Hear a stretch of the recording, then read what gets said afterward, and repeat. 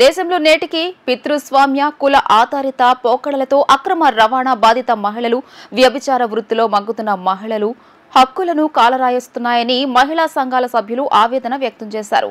అంతర్జాతీయ మహిళా దినోత్సవం సందర్భంగా అక్రమ రవాణా బాధిత మహిళలకు సమానత్వం, తక్షణ న్యాయం, రక్షణ కల్పించాల్సిందిగా మహిళా సంఘాల సభ్యులు డిమాండ్ చేశారు.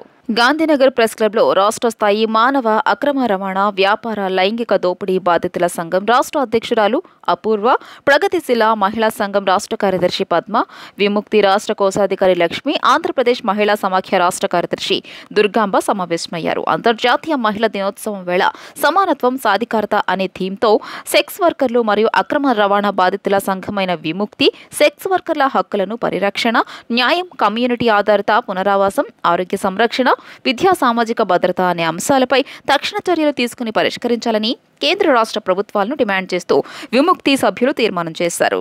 అనంతరం మహిళా సంఘాల ప్రతినిధులు అపూర్వ, లక్ష్మి, దుర్గాంబ ఇతరులు మీడియాతో మాట్లాడుతూ గత కొన్ని దశాబ్దాలుగా ప్రపంచవ్యాప్తంగా అంతర్జాతీయ మహిళా దినోత్సవాలు జరుపుకుంటున్న నేటికి పితృస్వామ్య కుల ఆధారిత పోకడలతో దేశంలో నేటికి అక్రమ రవాణా బాధిత మహిళలు, వ్యభిచార వృత్తిలో మగ్గుతున్న మహిళల హక్కులను కాలరాయబడుతున్నాయని ఆవేదన వ్యక్తం చేశారు.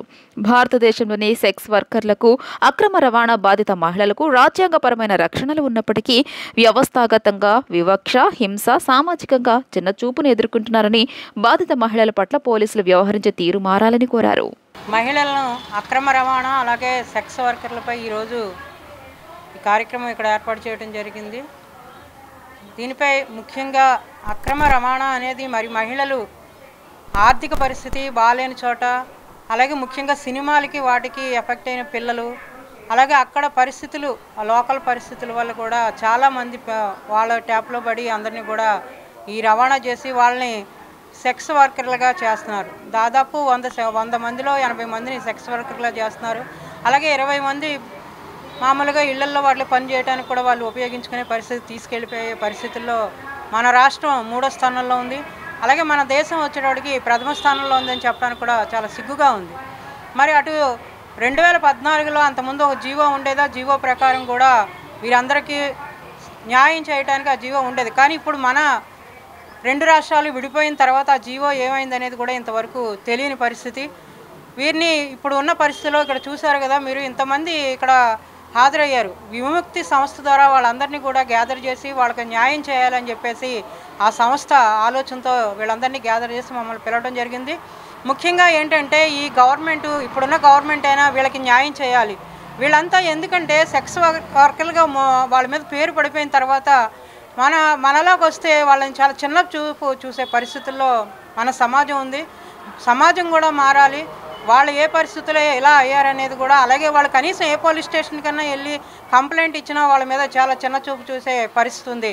కనుక వీళ్ళందరినీ కూడా వాళ్ళకి ఏదైనా మేము సెక్స్ వర్కర్లని ఒప్పుకొని మేము మాది ఇలా చేస్తున్నాము అని చెప్పి వాళ్ళు బయటకు వచ్చేస్తే వాళ్ళకి ఏదైనా వెంటనే వాళ్ళకి ఏమైనా చిన్న చిన్న జాబులు, ఏమైనా అంగన్వాడీ ఇలాంటి వాళ్ళు ఆయాల పోస్టులు కానీ అలాంటివి చిన్న చిన్న వాటికి ఏమైనా వాళ్ళు సమర్థత కలిగిన వాళ్ళకి ఆ పోస్టులు ఇచ్చి, అలాగే వాళ్ళకి రేషన్ కార్డులు కూడా, ఎందుకంటే భర్త దగ్గర నుంచి వెళ్ళిపోయి అలా చిన్నపిల్లప్పుడు వెళ్ళిపోయిన తర్వాత రేషన్ కార్డులు కూడా లేకపోతే వాళ్ళకి కొన్ని వచ్చే పరిస్థితి లేదు. అందుకని వాళ్ళకి పర్సనల్గా రేషన్ కార్డులు, అలాగే వాళ్ళకి పుట్టిపోయే పిల్లలు కూడా ఉంటున్నారు. పిల్లల పరిస్థితి కూడా బాగుండట్లేదు. పిల్లలు కూడా అదే కూపులోకి మళ్ళీ వెళ్ళిపోయే పరిస్థితి. వాళ్ళకు కూడా చదువుకునే ఇది కూడా వాళ్ళకి ఏర్పాటు చేయాలి. అలాగే కొన్ని రోగాలతో వాళ్ళు బాధపడుతున్నారు. మనం చూసాం, ఎయిడ్స్ లాంటి వ్యాధులు అప్పట్లో వస్తే దాని మీద గవర్నమెంట్ కొన్ని తీసుకుంది. అలాగే వీళ్ళకి ఇప్పుడు కూడా వాళ్ళకి సరైన పద్ధతిలో వాళ్ళకి వైద్య సౌకర్యాలు, వాళ్ళకి పోషణ, వాళ్ళకి బయటికి రాగానే వాళ్ళకి ఎంతో కొంత, ఇంతకుముందు గతంలో 20,000 ఇచ్చేవాళ్ళని చెప్పి వీళ్ళు చెప్తున్నారు. అలాగే వాళ్ళకి రాగానే ఒక 20,000 ఇవ్వటం, అలాగే వాళ్ళకి కనీసం ఇల్లు ఉండడానికి ఇల్లు ఇవ్వటం, ఇలాంటివన్నీ కూడా గవర్నమెంట్ ముందుకు వచ్చి చేస్తే ఇలాంటివి జరగవు అని చెప్పి ఆంధ్రప్రదేశ్ మహిళా సమాఖ్యగా మేము కోరుతున్నాం.